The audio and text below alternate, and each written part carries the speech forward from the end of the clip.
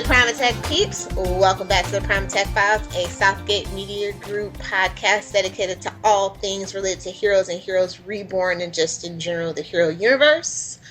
I am Lilith, and joining me as always is... It's me, Ricky. Hello. Up for discussion today is a special edition episode for Rebellion Reborn. We're going to be discussing Godsend number 5, but first, Ricky has some important messages for you guys. So firstly, sorry about not having an episode last week. There was this game that came out called Pokemon Go, and it's kind of taken over my life. Team Valor FTW. But and also it was Comic-Con week, and Lilith had some great times, I'm assuming. Now, I'm too old for Comic-Con. It's okay. You don't have to worry about it next year, guys, unless Heroes comes back out or something. And yeah, we're just going to let you know what we're going to be doing in the next couple of weeks. So this is going to be the final of Godsend, and then next week we'll do a little mini interview with Joey Falco, and then the week after that we'll be changing up and doing Alphas, the TV show Alphas. So if you want to start finding it, I believe it's on Netflix. If you just find it wherever you can, it's basically Heroes but on the Sci-Fi Channel. And yeah, it was a 2-season run. It's not very long.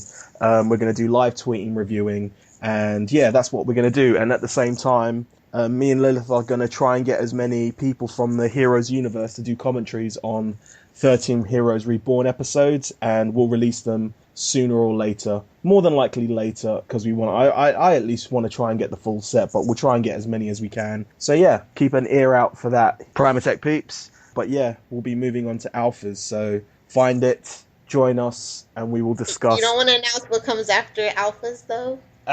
Okay, so after Alphas, we're going to do Sense8. Start off with that, the Season 1 review.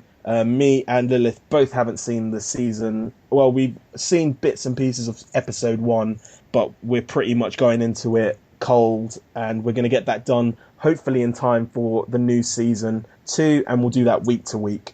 So yeah, we're going from Heroes, we're going from Primatech Files to Alpha Files to Sense8 Files, I guess. So sensational files. So yeah, that's just what we've got coming up, but let's finish off Heroes until either the next comic comes out or the next book comes out or hopefully the next TV program or webisode comes out. But anyway, Heroes Godsend issue 5, the finale of Farah. So yeah. Ooh, I want one more. Yeah, definitely. I think go on. We'll go into the review first, and then we'll go on to thoughts, I guess. So yeah. Yeah. So I don't know how I feel about this as a concluding issue. It's like she's facing up to her fears after she got almost beat to death by that giant bald guy. Yeah. It starts off with what? She's basically not going to Angela for help, but Angela, like she's in Angela's office, which obviously has the Godsend symbol in the background. Angela calls them all human beings, which is really weird to hear her say, or say in comic book form. And telling her that they're not, superheroes or vigilantes. And then HRG has to chime in with Adam, Arthur, and Lindemann used to talk about their crime-fighting days. And Angela's just like, well, me and Charles had to clean it up. I think what's been really good about the Godsend issues as opposed to Vengador issues is that it's got that link to the past that we know and love. And I think that's what's made it more of a fun read, because you've got all the little Easter eggs, whereas with Vengeance, it's kind of like... it's a past, but we don't really know these people. Exactly. Even after Heroes was over, we really didn't know Carlos. Yeah. And anyway, so Farah basically makes a run for it and says she doesn't need any help and goes it alone. Because she's got to get her boo Jamal. Exactly. We find out Mrs. Haas, I don't know, is not being taken seriously by her board, probably because she is a woman. And we get Farah praying before battle, a Helix split screen, and then that's it. Mr. Vance and Farah go at it. There's a part of it where Mr. Vance says, this is America, and we use fear and violence and fear and hatred. And he's not wrong if you know anything about U.S. politics. And it made me think, he had that kind of Nox's power that he was using fear and it augmented his strength. But yeah, well, I guess we'll get to that. But Farah goes at it with no power because she wants Mr. Vance to see her face when she, pummels him. And yeah, Mr. Vance is using this fight as a distraction in order to place bombs around the place. And then Jamal comes out of nowhere. And basically, it's Farah accepting the help of the people around her, knowing that she can't. HRG in the Haitian show, that was like my favorite part. Yeah.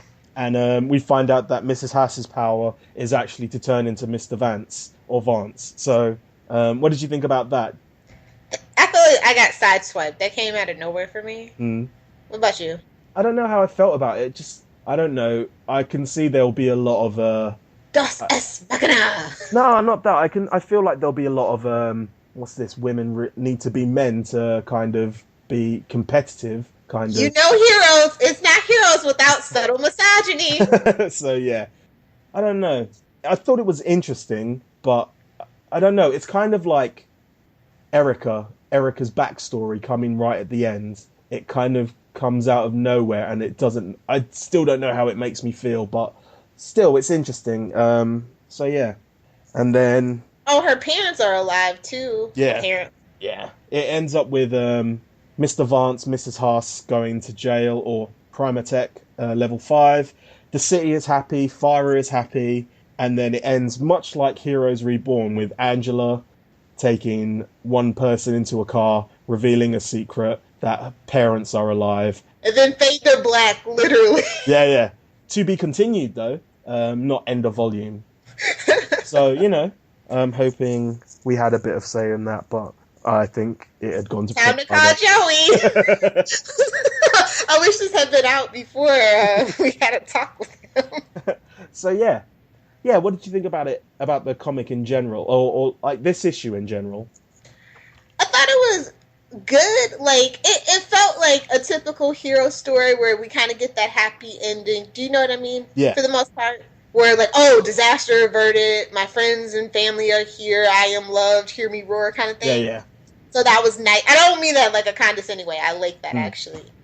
Especially lately, because comic books are so like dark and gritty and like, oh my god, how much suffering can one hero go through? So I thought that was very like a very good juxtaposition for a lot of comic book readers if they're reading this. And I think I also like the fact that it's not about saving the world, it's just saving this little part of New York that she... How daredevilish of them. So yeah. But yeah, apart from that, the other thing I wanted to bring up was the very end of the comic book where it shows you the kind of double spread issue and tells you how they got into it and how they do it. And I just think it's apropos that HRG is on both sides of the cover, like the evil side and the good side, because obviously he's Mr. Morally Grey. So yeah. That should be his code name. Yes. We need an HRG book. That's what we need. What would it be? Since he's gone. Spoiler alert, question mark? No, you guys should know that by now. Yes. But yeah, so what do you give? Shall we do grades on the issue and then the comic book as a whole? So what did you give this issue? This issue, oh gosh, I mean, I can't even really give it a grade. I want to give it a number because it's like an 8.6. Okay. So because I feel like a letter grade just wouldn't have like gotten across how I exactly feel. Do you know what I mean? Yeah. I think I'm going to go with like a B. Yeah, B. Because it's that kind of, Mr. Vance, Mrs. Haas thing. But, I think they were two good villains. The fact that they were kind of one. I just feel like it wasn't enough seeds for it. I felt like I got sideswiped. I was just like, Yeah, but there's only so much you can do in like a 5-issue graphic novel, and where the first two is kind of setting her up. So, well, like I said, that's why I needed a 6th issue. Yeah, I think. Yeah, fair enough. And the comic book as a whole, as in Heroes Godsend, the kind of as a 5-part. Yeah. As a trade, as the folks in the comic books would say. I think think this is like, no offense to the people who did the El Vengador arc or anything, but this is just like leaps and bounds, just because we are reaching back into that common shared past as a Heroes fan. You know what I mean? We got Angela, we see HRG, we see the Haitian, and you know Farah is very much what I wanted Peter to be. Do you know what I mean? Yeah. Definitely. Not as overexposed as he is, but the kind of hero that I was hoping they were building to, and he just never quite got to it, you know?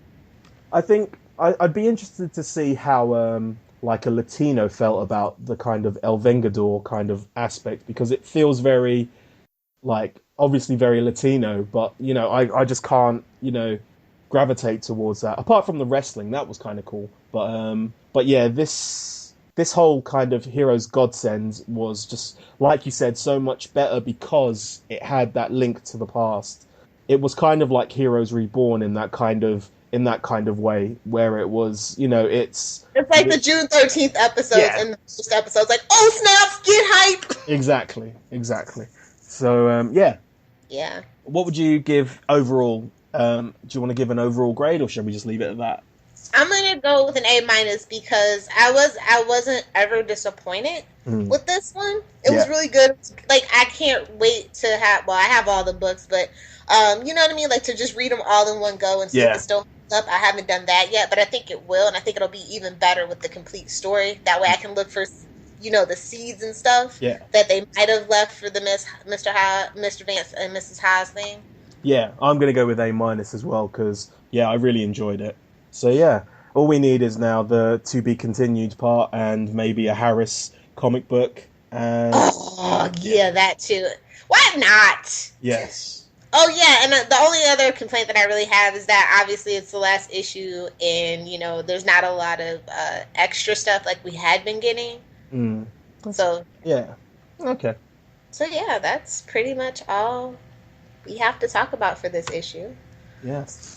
So I guess time for some shameless plug. You can check out any of our social media from Facebook, Tumblr, Clamour, or Twitter. Just search the word Primatech Files. And we are available on all your favorite podcatcher services, such as iTunes, Lisbon.com, SoundCloud, and we are now even available in the Google Music podcast section. Just look for Primatech Files. So please rate, review, and subscribe. And remember, download the episode because streaming doesn't count. You can follow me on Twitter at RickyJDiaz. That's RICKYJDIAZ, or Z if you're American. And you can also find my writings at tvbinges.com. As for me, you can find me on Twitter at Lilith Hellfire, live tweeting almost any DC/Vertigo show. If you're on Tumblr, it's lilithhellfire.tumblr.com, or check out my website, lilithhellfire.com.